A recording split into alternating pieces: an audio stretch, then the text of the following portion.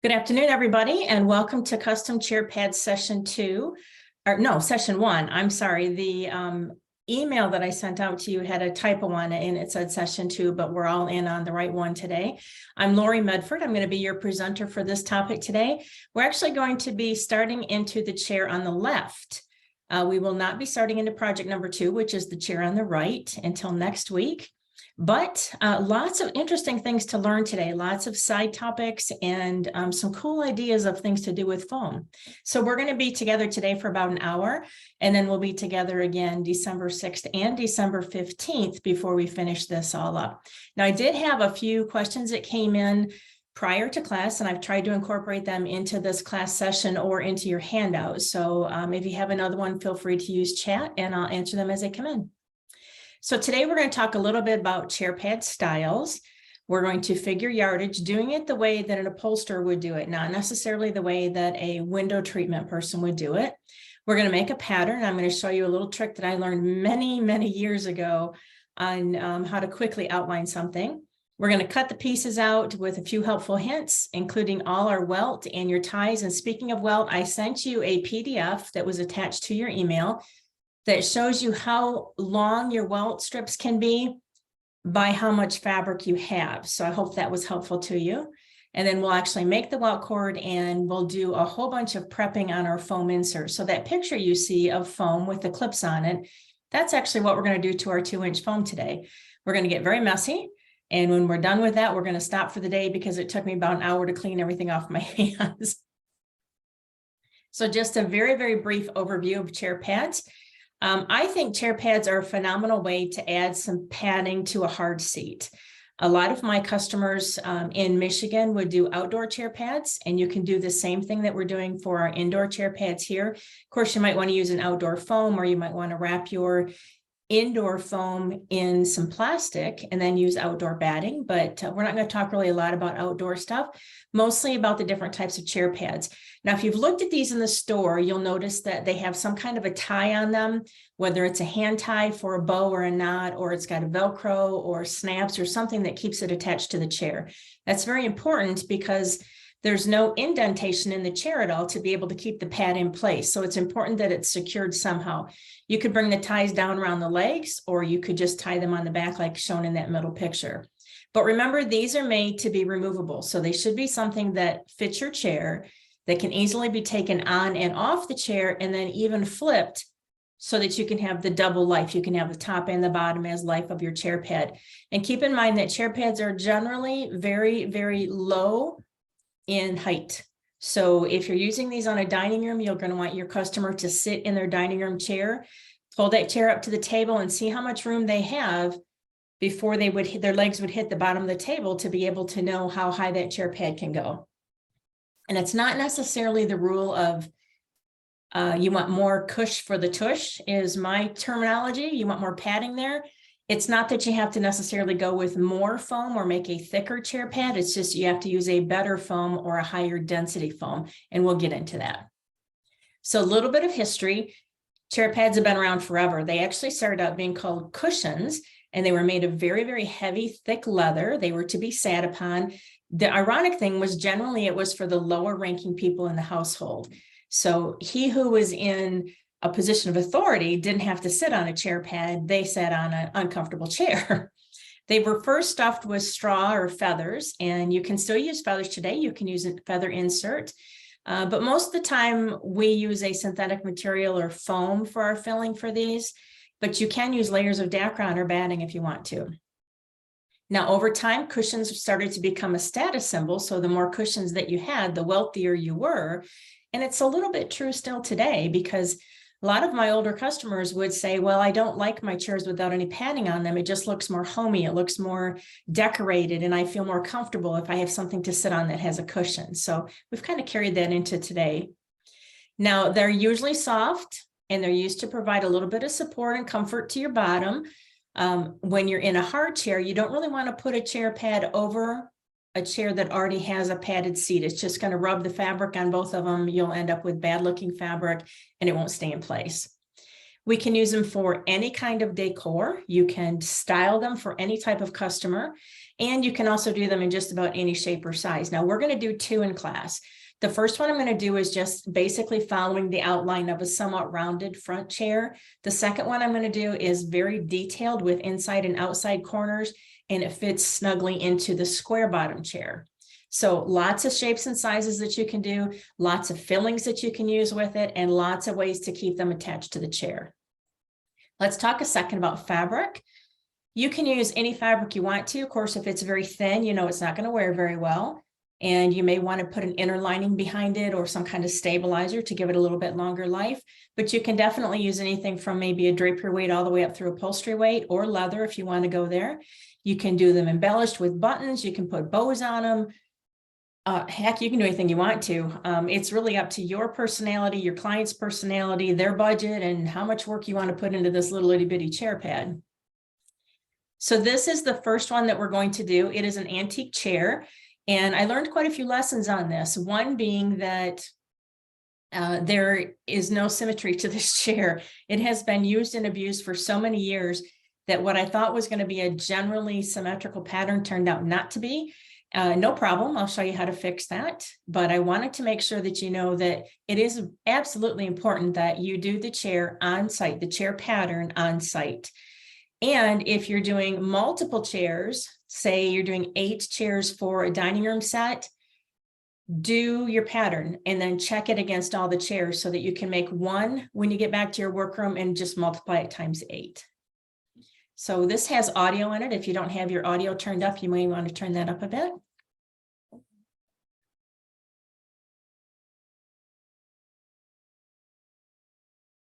Just taking a regular pattern paper, gridded pattern. So I have to make a decision on what this shape is going to be. So first thing, I'm just going to draw the shape around.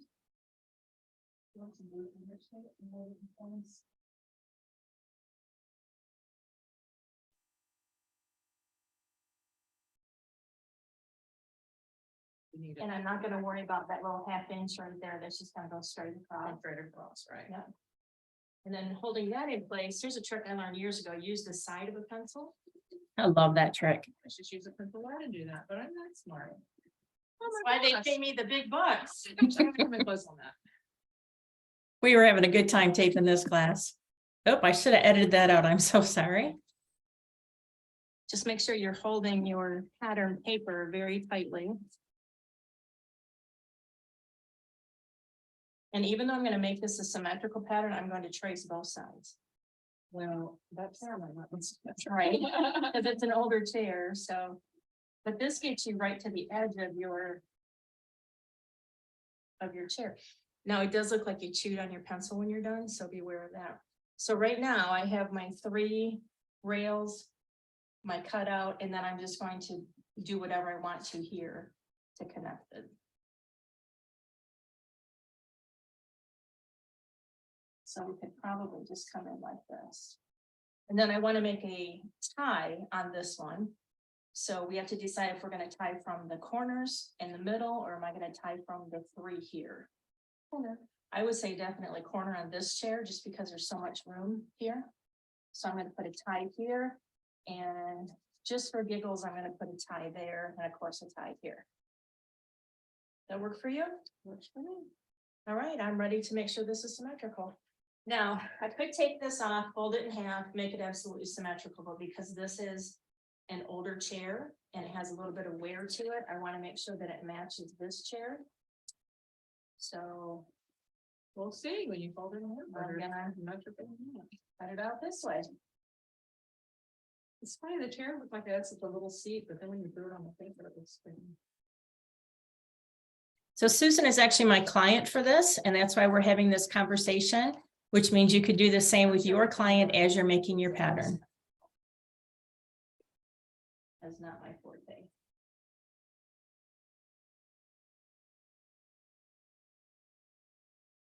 Tell you how many times I've done this in people's houses. Oh, yeah. Or with paper bags from the grocery store. Yeah, or newspaper or wrapping paper, because you're there and they go, oh, by the way, Can you just make one more? I need a pattern. Like, I didn't bring any pattern stuff. That looks great. Okay, I think on. yep. Let's see how close my morning, Hey, first that's not project of the bad. morning, that's not too bad. So do me a favor and just flip it before you trim it or anything, flip it over face down and see how it fits the chair.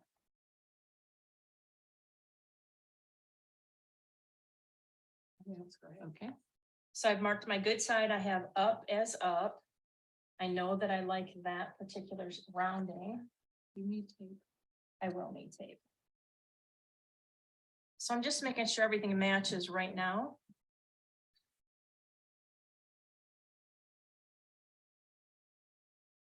You know what, I'm actually okay with this, but let's pretend like I'm not okay with it. And let's say that this side is a little bit short.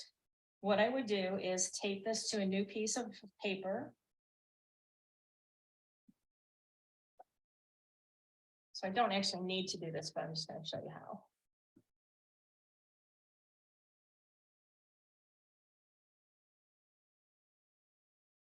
I would tape that together. And then refold and cut out my new shape to the side that I want to keep. If your chair is absolutely symmetrical or if you're in a hurry. Because this is a great way to get it to be perfect. So basically I am a 1/16 of an inch off for a 1/2 of an inch. Not worth doing what I just did. But that's how you would do it. So a couple things came up there. One, the conversation you can have with your customer while you are making your pattern. You're not really doing a lot of numbers like you are if you're measuring for a window, so it's nice to be conversational with them. And then also they can help you make the decisions on what the final shape's going to be. When we flipped the pattern over, that was to make sure that if I wanted to flip the cushion over, it would still fit the chair okay. So that's why we wanted to show that. And then again, I didn't need to make that addition to my pattern, but I wanted to show you how to do it in case you get back and you find that yours is really off for some reason. So figuring yardage for your fabric, we have very small pieces to cut for this. I think they're 12 by 16.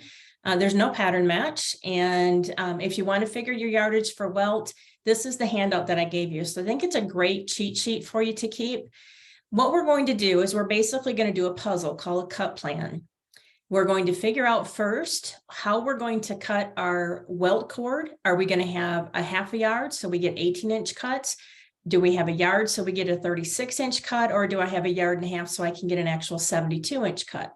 So depending how much yardage you already have, or maybe the customer's handing you yardage, or you want to figure how much yardage you need, you can start with these three kind of as just a starting point to be able to say, I know I can get the welt that I need out of this much. Let's see if I can fit the other pieces in. So we're going to do, like I said, a puzzle. So my rough pattern is 16 wide by 14 long. I'm not going to care right now what the exact shape of that pattern is. This is just to figure my yardage. So I'm going to make a list of all the pieces that I need. I'm going to lay them out directionally within the width of my fabric, and I'm going to move them around until I come up with the least amount of fabric to make sure I get all of my pieces on that fabric. Now, of course, then at that point, once you get them all laid up, you just add up your totals, divide by 36, and it gives you the yardage that you need. We can probably eyeball this and say, if you give me 1.5 yards of fabric, I can definitely make your chair pad for you. I can make it reversible. That being said, some of you might end up with a huge pattern repeat, and that won't be possible. But generally, 1.5 yards is going to be way more than what you need to do this. Now, let me stop and go back to number 2 for a second. When I say you lay them out directional, you have to make sure when you do this cut plan that all your widths stay side to side and all your lengths stay top to bottom. That is probably the number one thing as an error that I see when I teach beginning upholstery. Is they say, well, if I just turn this piece, I can get it to fit in that spot. Well, yeah, but what if you have a nap on your fabric, or what if you have people on your fabric and suddenly, you know, they're sideways. So you want to make sure all your ups stay up and all your sideways stay sideways. So for my face and my bottom, they're the same. I need a rough cut of 16 wide by 14 long. So 2 of those. My welt, I'm going to cut it at 2 1/8, and I'm going to measure in just a minute, but I've already figured out that I need about 50 inches plus joins. For my ties, I need them to be 2 inches by 16 inches long. Again, in a second, I'm going to show you how I came up with those measurements. I'm going to start with my 1 yard of fabric because I know I can get 48 inches of welt out of that. Well, I only need 50, so I could get one in a little piece if I need to, or maybe cut it not necessarily on a true bias and maybe go just a little bit slightly off true bias and be able to get what I need. So here's my cut plan. Here's the first one. This literally is what it is. I take a piece of padded paper, a pad of paper with lines on it, and I just roughly draw in my measurements across 54 inches. And then I make sure I can get my weld out of it using that cheat sheet. And then I add up. So 14 going up and down, 14 going up and down. I can get all my cuts out of 28 inches of fabric. So if you remember, I said 1.5 yards was kind of overkill. Well, for no fabric or no pattern on your fabric, it is a lot of overkill.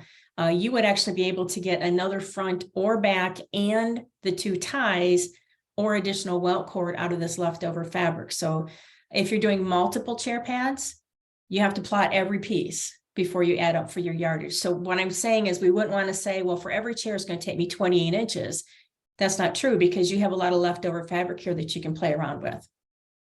So that's one way of doing it. There's no wrong way to do a cut plan. It's however good you are with puzzles, however much time you want to take doing this. Worst case scenario, start with 1 yard for your welt and then add all of your up and downs together, divide by 36. You'll have too much fabric, but you'll be able to get it. Here's another way of doing it. Same 54-inch fabric. Just move some things around a little bit so that I was using less fabric and now I'm down to 21 inches instead of 28. Now in our industry, the difference between 21 and 28 inches of fabric is not going to break the bank. So I don't know exactly which one I would use. And again, I'm only cutting 1 chair pad, but if I were cutting multiples, I might actually stick with the first one, knowing that I can come over and add some more in on that dead space. So 21 or 28 inches of fabric, no pattern on my fabric. But let's figure it with a pattern now. So let's say our pattern repeat is 12 inches. That's going to be going across and up and down. So I'm going to take my cut length of each of my pieces, divide it by my pattern repeat, and that's going to tell me how many full repeats I need for each cut. Now we're not plotting them yet on the fabric. We're just figuring out how many full repeats I need. Take that number of repeats and multiply it by the amount of fabric that you need, and that's going to be your total that you need. So 14 divided by 12 comes out to about, well, it does come out to 2 full patterns that you need because you can't use pieces of patterns. So 2 times 12 equals 24 that you need for each piece. I need 24, I need 24. Remember, I need a top and a bottom. The rest I can get out of the rest of the fabric. So now I'm up to 48 inches of fabric simply because I have these pink stars on this beautiful gray fabric that I want to cut for my chair pad. Now notice that I'm picking and choosing where I want my pieces, and that's why it helps so much to be able to do a cut plan where you can roughly draw in your pattern repeat and be able to see exactly where you want to cut those pieces. So I want my top and my bottom, I want the star centered.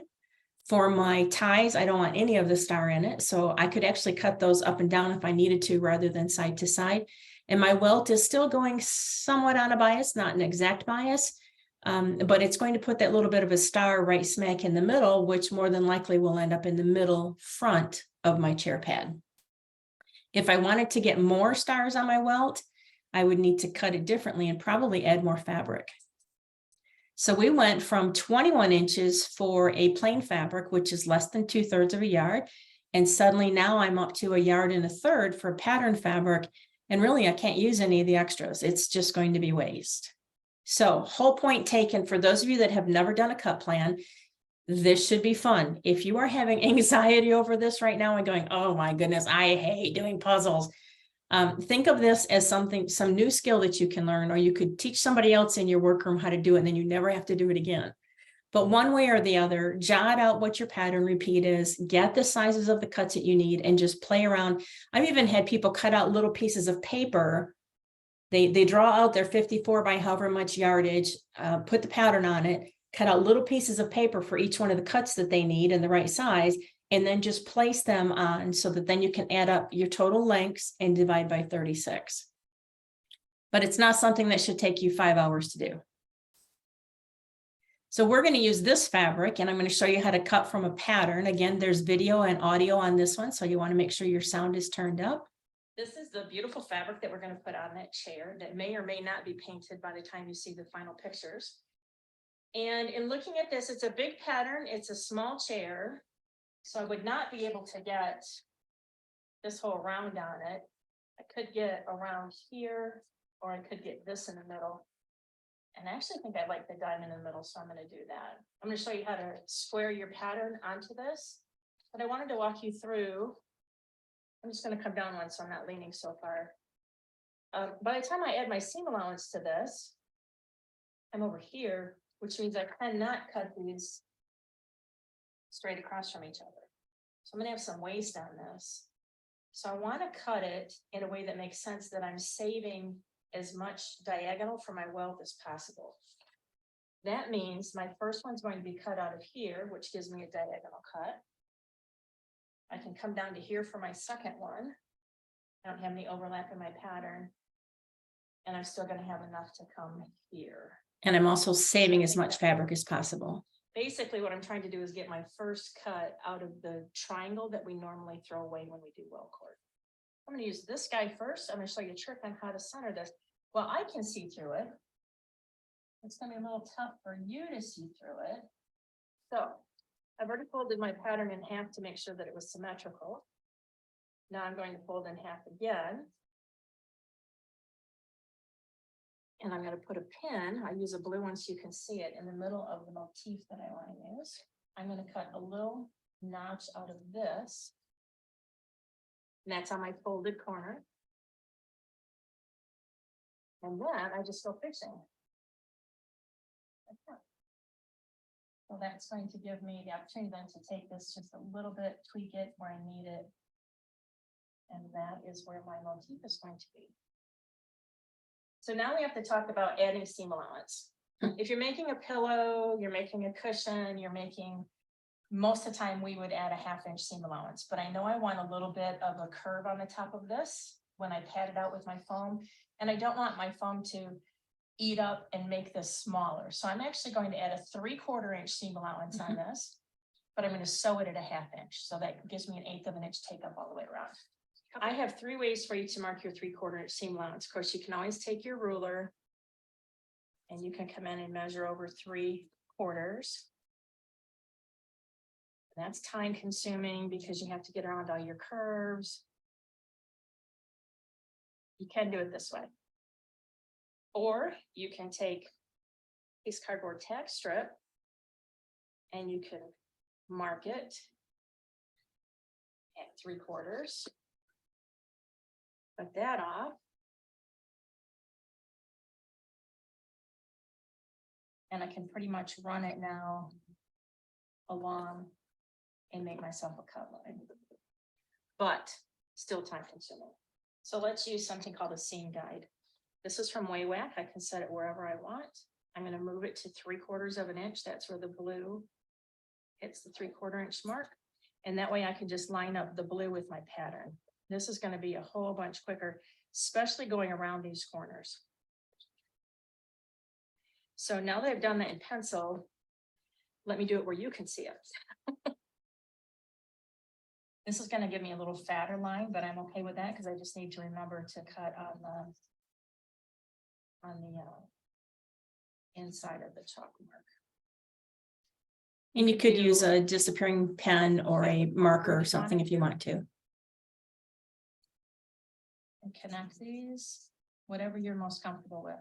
But that's how you would mark your 3/4 inch seam allowance, even though we're going to sew at 1/2 inch seam allowance. So.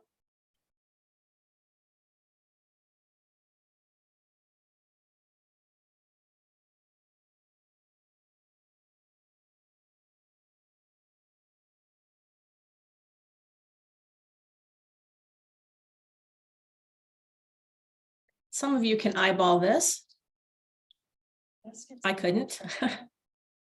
I'm mark to the outside. You see this? Since it's an inside curve, I wanted to make sure. My pattern so that I can then connect those 2 lines. Wanted to make sure you knew how to do an inside curve. Slows you down just a little bit, but it's well worth taking the time to do a measured seam allowance. So the trick when using this is just make sure that both of your blue triangles.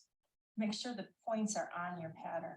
Now we're gonna put welt cord on this, so if we're a little bit off, it's not going to be the end of the world. And if you really wanted to get picky about it, you could probably do half of your pattern and then come back and make it symmetrical again. So we don't want to lose this pattern because that's what our foam is going to cut to. So I'm just going to set that aside. And then come in and I'm going to cut this out, and I can cut right on the actual cut line now. I don't want to start and waste fabric this way or waste fabric this way. So my technique is just do a little pinch and come in and cut right on the line. We could take this to the serger if the fabric's going to ravel. I think this one's gonna be too bad. And I have to cut backwards. That's always interesting.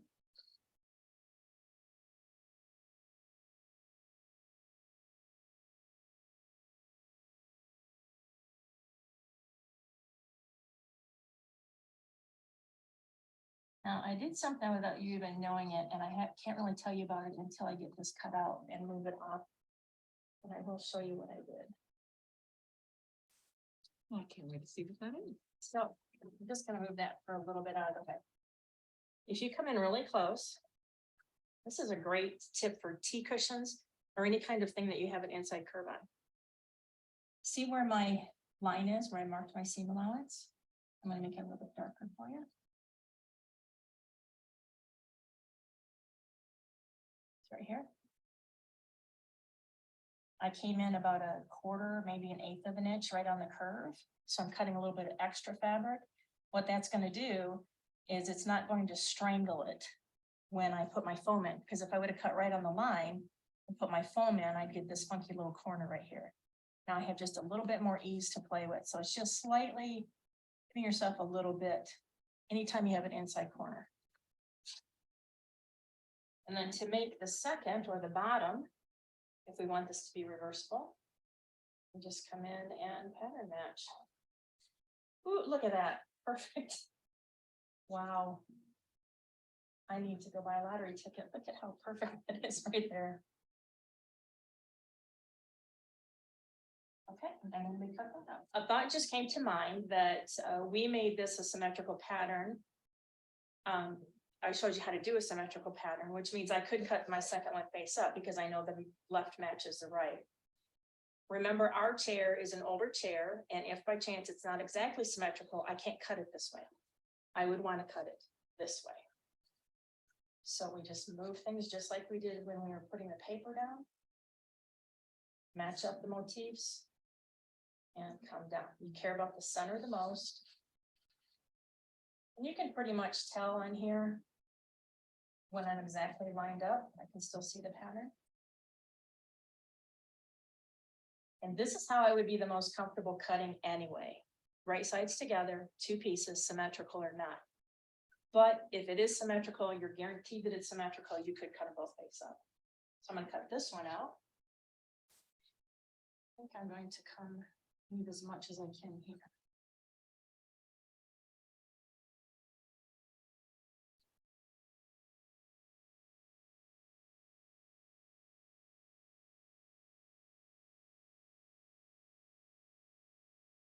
Now cutting on this one, I'm not going to add that 1/8 inch again on that inside curve. I'm just going to cut it exactly like I cut the first one. I did a chair one time with chair pads. It was a dining room set. And I assumed that was completely wrong in the end. But I assumed that all of the chairs were exactly the same because they were manufactured chairs. 2 of my cushions fit perfect and 2 of them looked like I didn't know what I was doing. So it doesn't hurt to always make your template, check it on all of your chairs if you're making multiples. Excellent. Been there, done that. Okay, so I can get rid of this.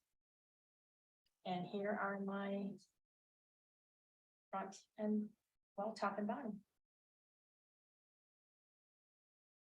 So not too tough to do, right? Make sure that you add your seam allowance to your pattern. And I even write more than likely on my pattern, no seam allowance included, because I forgot that when I made the second one.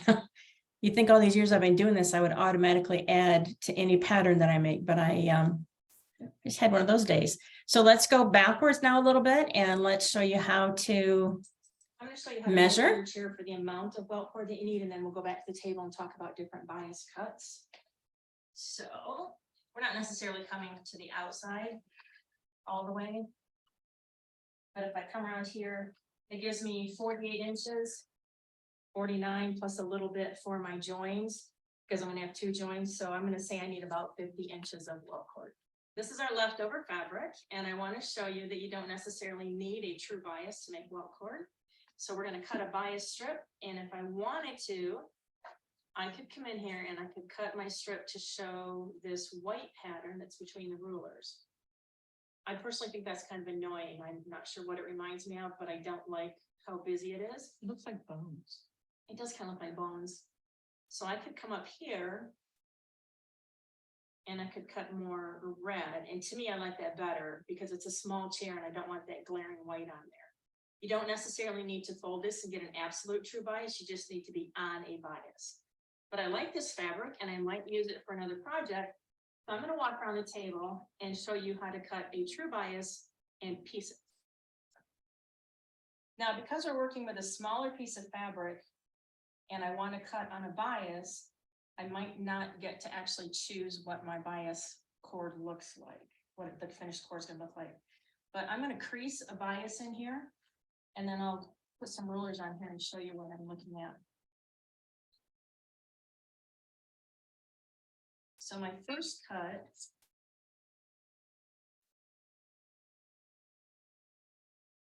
just eyeballing is going to have a little bit of red and a little bit of white.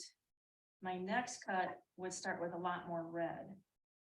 So I think what I'm going to do is I'm going to come in and fold it so that I'm using mostly this red and mostly that red. So I'm choosing what I want on my bias cuts. So by coming in here, putting a little bit of white on there doesn't matter because that's my seam allowance. And I actually have 28 inches now, a 1 3/4 inch ruler. So this would just give me, if I use this ruler, it just gives me a little bit more on my seam allowance that I might have to trim off. Not a big problem. I like that. And then I'm going to come over here and do the same thing, still keeping on a bias. And actually, I'm very much lined up here. So it's almost like marking 3 to get 2. Now, there will be no pattern match when we join these two. And then we just cut out and join.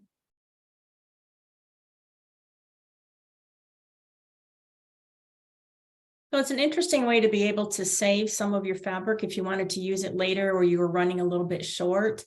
It's the same way as if we would have started with a 1/2 yard of fabric for our bias cuts, but of course I'm making 1 cushion again.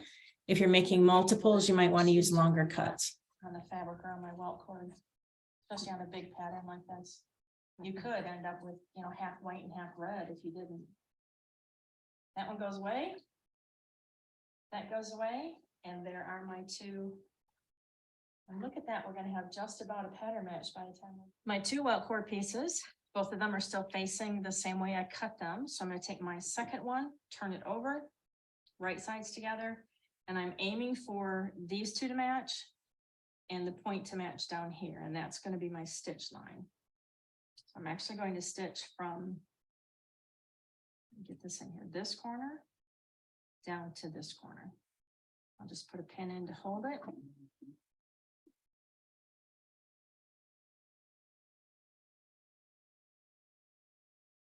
We're making a 45 join. And when you open up, you get that, and then I'll trim this off at my 1/2 inch seam allowance. And I'm just going to finger press it open, which you can do as you're making your welt cord, but this saves me a little bit of time. And then I need to change the foot. Now I'm putting a welt cord foot on. So it's got the groove, it matches the size of welt cord that we're going to use. And this is a quick release. All I need to do is push in and change my foot out. you don't have a quick release on your machine, of course, you're going to have to use the screwdriver from this. To cover the welt, I'm just going to lay it in the middle, fold this over, match up my edges, stick it under the welt foot and let the foot do the work for you. So I have kind of a channel I'm making with my middle and my first finger, and that's going to keep the welt to the outside of that fold. But really this foot's going to do everything for you. Don't pull on your welt cord, but you can give the fabric just a little bit of a tug. That's a tip too. If we only had 48 inches when we cut it, by the time we make the welt cord, it will stretch a little bit. You'll have 50 inches or so. And when I come to a seam, opening up the seam allowance.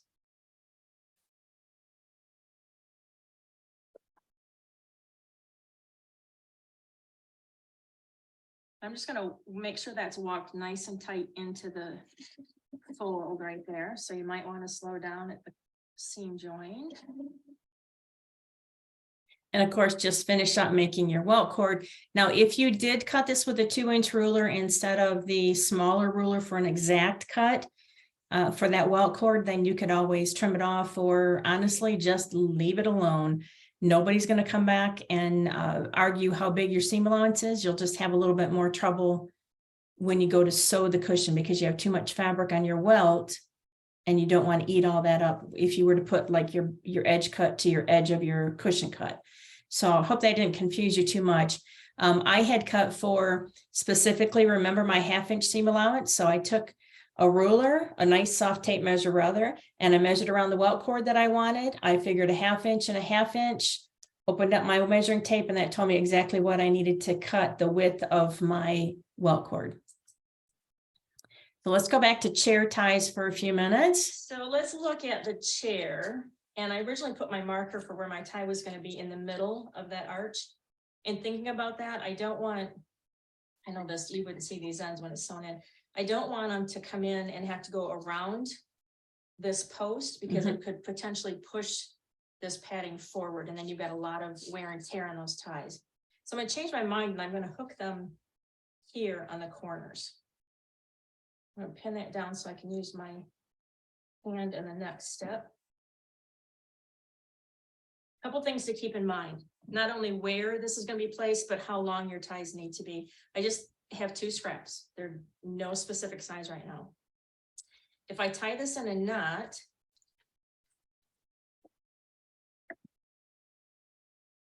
I'm going to use shorter ties because I can make it pretty with less fabric. So I just did a square knot here. And I probably would cut these maybe 4 or 5 inches under the knot. So that means I could get rid of a good 10 inches of fabric on this. But let's tie this in a bow and see what happens.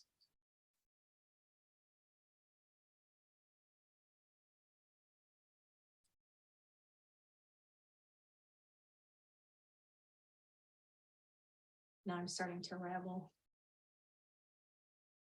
This is not a bad thing to do with your customer too, with just a scrap of fabric so they can see what that would look like.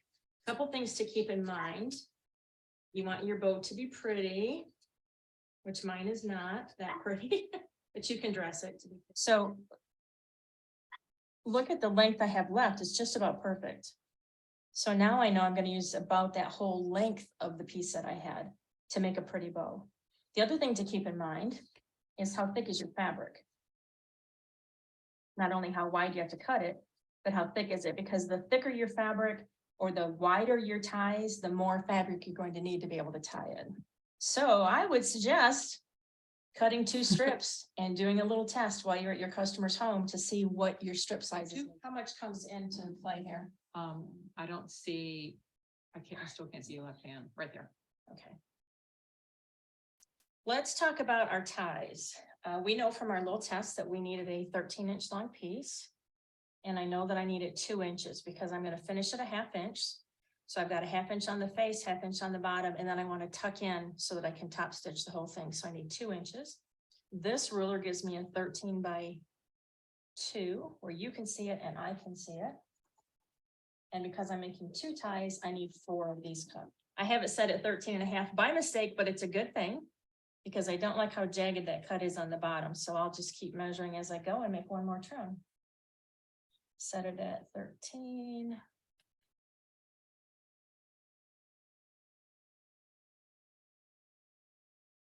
I am not pattern matching these. If you want to take the time to pattern match them, be my guest.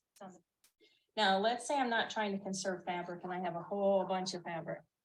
I could make one long strip and cut it. I want to save that fabric. So here are my 4 cuts for my ties. Let me cut those out.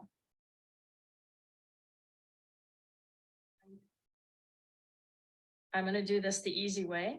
We have one end that needs to be good, so I'm going to take one end of this, fold it over 1/2 inch and iron it first. And then to make my life easy, fold it in half. Iron this down. How does it make your life easy? I don't have to use a ruler like Susan would. So not usable. And then I'm gonna follow that crease line. So I'm just folding this into the crease line. Now, if you have a bias tape maker that you can find usually in the quilting department of a retail store, it will make this fast for you. Giving myself a facial and burning my fingers. Easy there.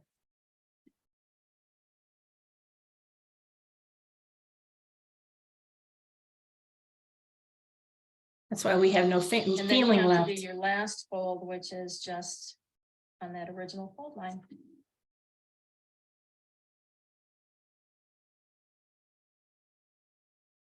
And then we're gonna top stitch this. So we can add some iron-on tape in here to hold it together. We could glue it to hold it together. Or we could just take it to the machine and sew it. Let me finish these 3 and we'll go to the machine, yeah? Mhm.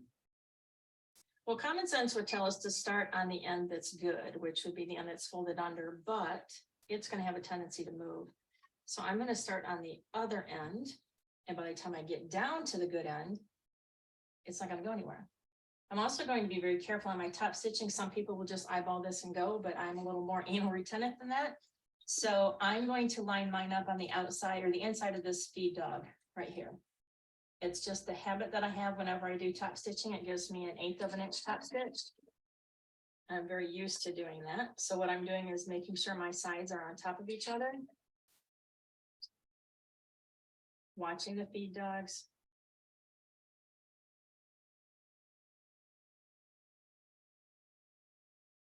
Now, if this were stretchy fabric, I would have put some glue or some iron-on tape in here, but this is not a stretchy fabric at all. And that's as hard as it is. How pretty that top stitch is. And nothing moved. So this is a regular foot. Now let's put a compensating foot on. All right, there we go. And I can show there's a spring in it.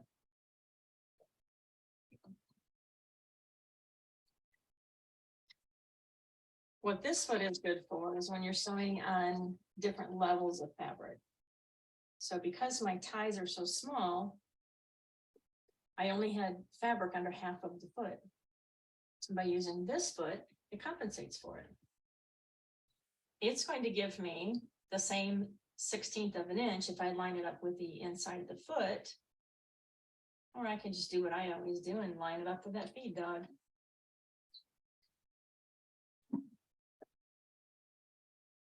Line up the sides.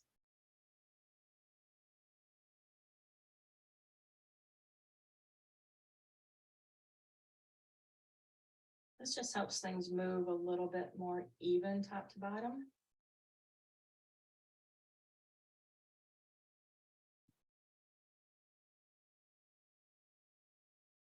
And then across the end. So you may want to choose a different spot on your sewing machine to do your top stitching, depending on where you want it to be. And also the length of your stitch is completely up to you. You don't want a super short top stitch length because it'll cause your ties to curl, but you don't want a really long one because then they could come apart. So you want to play around with that maybe on a scrap before you start. So a couple of helpful hints for so far. Put no seam allowance on your pattern. It is going to become very important, because if you would have cut that out with just around the pattern, your chair cushion is not going to fit. Also, make sure you've marked for your ties. Measure your customer chair on site. Measure it on the actual chair that you're going to be using, and then get your final measurement for your ties, maybe with that little piece of scrap fabric. Get a decision from your customer as to what the final ties are going to be. Are you going to be Velcroing them together like we're going to do in the second project? Are we going to tie them in a knot or a bow? Do they want the option to be able to do a knot and a bow? Depending, you need to know all those things before you actually cut anything. And write this information right on your pattern, along with your customer name. And that way, when you get back to your office and you've got a day or so that goes by while the fabric's coming in, you don't have to remember all this stuff. So we're going to cut and prep the foam. We are just about on time for where we need to be. This is a rather long video. It's going to take a little over 10 minutes. But it's very easy to cut foam. You can use a couple different things, and I'll go through the different things that you can use. Not that it matters on this chair, but it might matter to you on another chair. And I'm going to try and use as little foam as possible for this. I'm using a 2-inch foam, even though it's very soft. So what's going to happen is I'm going to show you a trick on how to use the 2-inch foam, a soft foam, and not get a 2-inch border. I'm just tracing around. And we're not going to put a boxing on this cushion. We're going to do that on the second one.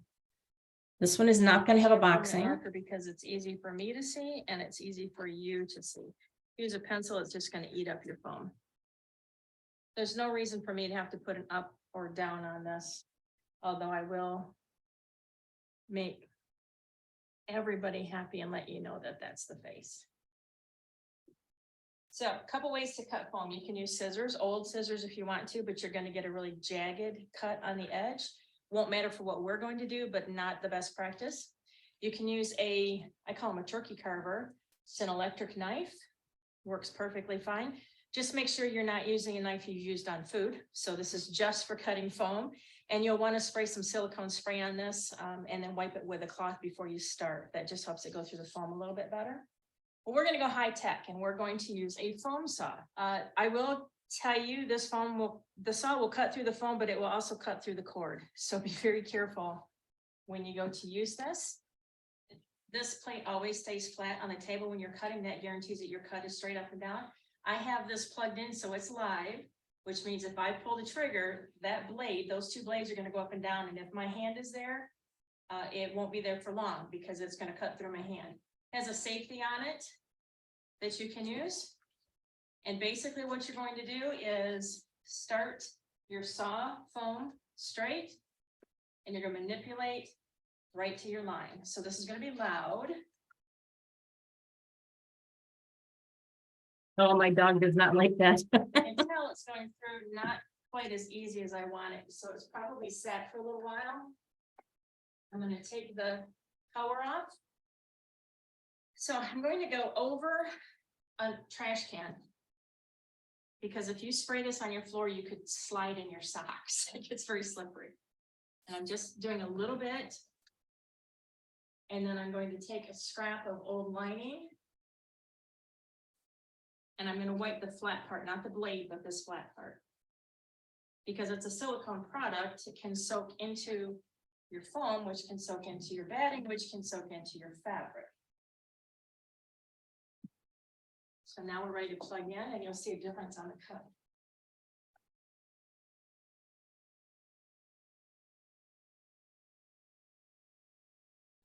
Okay, make a noise.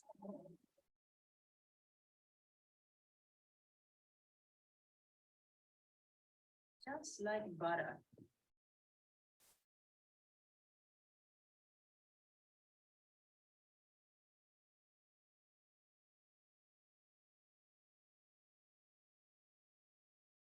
So 2 things to remember: you manipulate your foam to where you need it to be, and you keep your cord out of the way.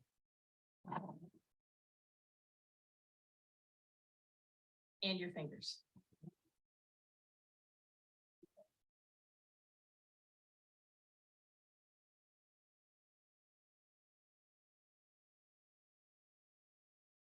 I wanted to cut, sorry, I should talk when that's not on. I wanted to show you the problems you're gonna have if you cut close to an edge like that. You're just gonna be shaving these pieces off. So don't just keep going after it. Turn your foam and cut from the other way.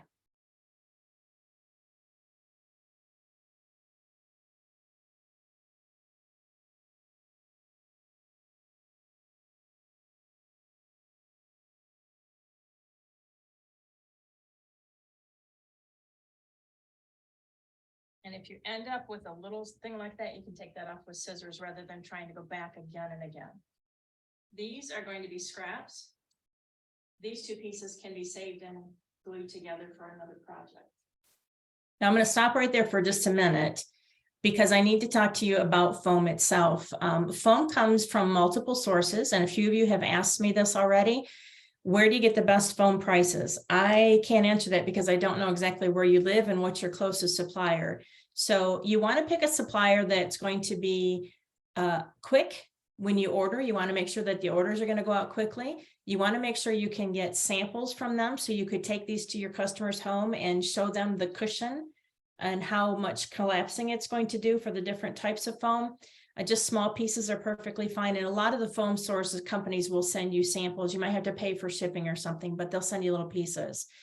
The other thing is this is a petroleum product. So every time we have a hurricane in and it hits the south of the country, our foam prices go up because all the petroleum has been affected. So you want to make sure that you're buying from somebody that has kind of a backup plan and you don't just end up with no foam forever. The other thing too is to make sure how they're going to ship it to you. Sometimes they roll it, suck all the air out of it and stick it in a very small box so that when you open it up, it kind of explodes. Other times they're just going to wrap it in plastic and stick it in a box. And of course, then you get this huge box with a lot of foam, a lot of dead air in it. But it doesn't really matter how they ship it. Just know ahead of time how it's going to come. So you might want to ask them. If it comes shrink wrapped, just open it up and let it set for a few days. It'll be perfectly fine. Now foam's going to come anywhere from 1/4 inch all the way up to, I think the biggest I've ever used was 10-inch foam. Depending if you're doing like a mattress type thing, it's going to come in those thicknesses. I would not suggest shaving the thickness down. It's very hard to get a good cut, but you can add or stack thicknesses together to get to the one that you want. Density is how much squish does it have? Generally, you're going to have a soft, a medium, and a hard density. And it's going to be a soft density is going to squish to almost nothing, like what ours is that we're using for this one. A medium density that I'm going to use for the second project is going to squish and give you a little bit. And then of course, a firm density or hard density is going to squish and give you even more foam as it condenses. There are many numbers that come on foam. I can't give you a hard and fast rule as to what those numbers mean, other than they talk about the thickness and the density of the foam. Each company has their own way of naming their foam, which is why it's good to buy from your source, get the samples, get them marked, and then just continually order from that same source. Other products that you could use, there's some man-made products that are out there that you can use instead of foam. You could always use a down insert that you make yourself, or you could use crushed foam if you find you have a whole bunch of these foam pieces around and you know somebody that has a shredder. I had one of those in a neighbor in Michigan, and it was wonderful because we spent one day just completely shredding all of our old foam pieces, and then we made beanbag chairs up, and that was our insert. But you can also use batting if you wanted to use a kind of a stiffer batting or Dacron, something like a cornice board pad. You could glue your layers together, cut it out in the shape that you need, and you'd be good to go. But remember, we don't want the boxing on this one. So we have to do a little manipulating. Right. We do not want a 2-inch cushion. We want something that is squished down to next to nothing. Couple ways to do this. You can spray glue a pull, which is just a scrap of fabric here, pull it around and spray glue it to the back, and it will pull this in. Or I can show you how to do it with foam glue a little bit faster. We have a spray adhesive here. This is a contact adhesive, which means you spray both sides, you wait about a minute, and then you push them together. Plastic on the table. I'm just going to do a small piece to show you how to do this rather than make you watch a video of glue drying. So I've got some glue on here. If I were to push these two edges together right now, what's going to happen is they just punch back apart. So if I wait a minute,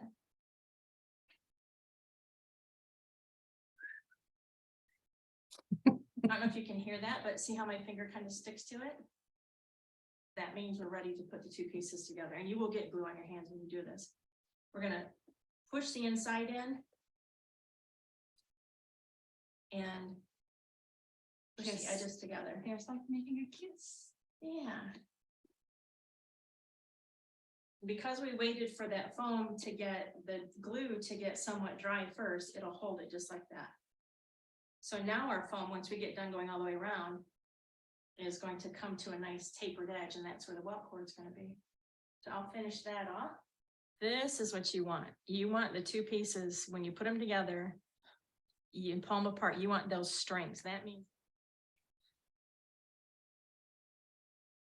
so of course, after we're done with the entire cushion, we realized we had these little clips from Home Depot that could have been holding this together, so my fingers weren't so terribly glued. Our beautiful pinched cushion to put a batting on.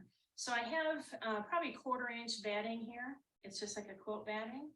I'm not using real thick batting or cornice board padding because I don't want to add extra loft to the cushion. And what I'm going to do is make sure the front is covered where no seams are going to be. And then I will trim around. And it's just a rough cut around.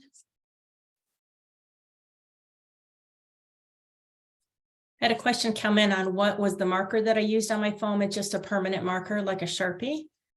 I love using those in the workroom. I know that just scared the heck out of some of you. To keep this all in place, I'm just gonna add a little bit of spray glue on the top and the bottom, and then I'll show you how to cut it again. So just a little bit to hold. A little bit goes a long way when you're doing this. And you don't necessarily have to glue your batting to your foam because you are going to whip stitch this. Cost and upholstery is people go crazy with the glue thinking that you need a whole bunch of glue and you really don't. Okay, so now we have a little bit too much because if we were to put this together, it's going to come either folded on top of itself. And what I really want to do is have it come together right at that trim here, so that I can do a small whip stitch on that. So I need to trim this just a little bit more. You could trim it this way if you wanted to the very first time you do it. And you can always pull your batting a little bit too if you find you've trimmed a little too zealously. See how it's going to come together now right there without pulling on the batting at all. That's much nicer. I have my curved needle and my upholstery weight thread. I know it's white on white. Sorry about that. I'm going to do probably about 1 yard, double it over. I'd end up a little bit longer than 1 yard, but, and then I'm going to do what's called the bunny loop. So as I tie this knot, I'm going to keep a long tail and pull that through because I want that loop. Okay. It's just a regular overhand knot. And I've just left the loop on it. So now when I come in, I can grab both. I'm not throwing through the foam at all. Go through that loop. And that starts my knot for me. And this is just going to be an up and, well, this is backwards for me because I'm used to sewing the other way, but.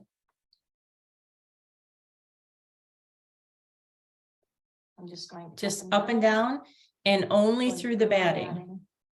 We don't care if it looks like a scar line when we're done, because that's where the welt cord's going to go. And if you're using very thin fabric, it's going to be a problem. And these stitches are probably 1 inch apart. It's really relatively quick to do this. Unless you're sewing backwards like I am.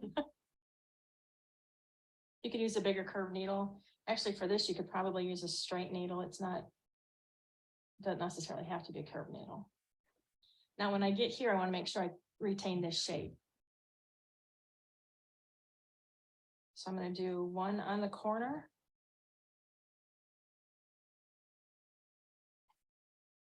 And then I'm going to come in to that shape. So I'm following the foam pretty closely.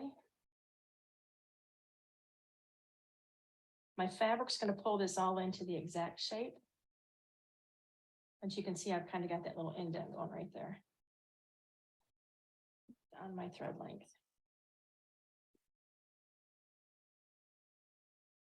So I have a little round on my front corner that I want to make sure that I get. So I'm just tucking the excess batting in. I'm gonna do one more stitch here. And then I'll show you how I ended. I did one stitch just in place for security. I'm gonna go, but before I pull it through, wrap this thread around the end about 3 or 4 times, hold a little bit of tension on it, pull it through, and I have a knot. Very, very fast to wrap your foam. Now, not very fast to get it to where it's got that line on it where you glue it. And you notice that miraculously, when I was done gluing, my fingers were clean again. So here's how I did that. A good amount of silicone spray. We've already used silicone spray on our cutters, so we know we have it in the workroom. But again, do it over a sink or over a wastebasket. Just a good amount, spray it on, rub it around, and it's going to take that glue off your fingers. Now you can use Goo Gone or any other product like that too. It's going to take probably a 1/2 inch to 3/4 of an inch of that bottle just to get the glue off your fingers. And then it's going to leave a residue, kind of a waxy, oily residue on your fingers. So you need to wash that off with a good grease cutting soap. Dawn dish soap works wonderful. Some of the cheaper grease cutting soaps actually work really, really good to get this residue off. So what you didn't see was the 50 minutes that passed while we were filming of me squishing the foam down and letting it dry, and then finally coming up with that little clip idea to keep it all in place so I could move on. And you didn't see me back in the wash tub getting all that glue off my hands, but it does come off very quickly with either of these products. So here's what we did today. We did a brief overview of the history of chair pads, which may or may not excite you, but it might be something that you want to talk about maybe when you're making your pattern with your customer. We made a paper pattern, and I showed you the side of the pencil to do that. We figured yardage for the plain and pattern fabric, but we figured it like an upholsterer would figure it, doing a cut plan. Cut all the pieces that we needed for our chair pad, including the welt, and I showed you different ways of cutting the welt so that you don't necessarily have to just go with what's on a true bias. You can pick and choose what you want on your ties and on your welt cord. We measured and made the chair ties, and then we cut and prepped the foam inserts. So as we leave today, this is what my chair looked like. I had foam prepped. I ended up with my batting on it that was whip stitched on, but I don't have any of my actual fabric sewn together. So what we're going to do in our second session is we're going to finish this chair pad with the ties. Now it's going to go really quickly because it's only, a couple pieces that we're putting in here.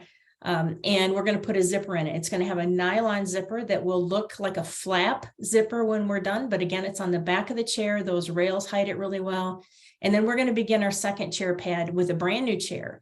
So while we're going to go through some of the same steps, it's going to be a little more intricate because I've got inside and outside corners. And we want to make sure that, I want to make sure you know how to sew the inside and the outside corner. So I made it a little tougher on myself. Okay. I don't have any chats that have come in that I haven't already addressed. And I think we are right around 1 o'clock. So we're doing well. So happy chair pad making. I will see you in a week, and we will finish this project and start the next one. See ya.